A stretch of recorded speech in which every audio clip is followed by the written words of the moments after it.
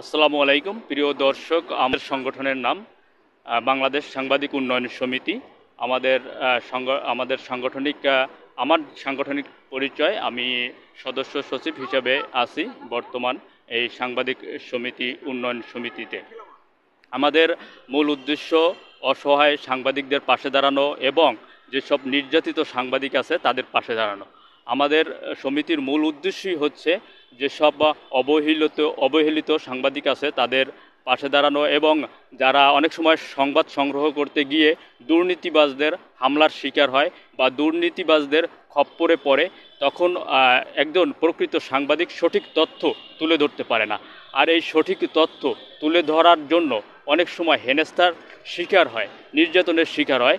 আমরা বাংলাদেশ সাংবাদিক উন্নয়ন সমিতি তাদের পাশে থাকব এবং একজন সাংবাদিক যখন কর্মহীন হয়ে পড়ে, বেকার হয়ে পড়ে, যখন দেখা যায় তার আয় রোজগার বন্ধ হয়ে পড়ে, অসুস্থ থাকে অনেক সময়, তখন সরকার থেকে যে সহযোগিতা দেওয়া হয় সে সহযোগিতা সে যেন পায়, সে অনুযায়ী আমাদের সংগঠন সবসময় কাজ করবে।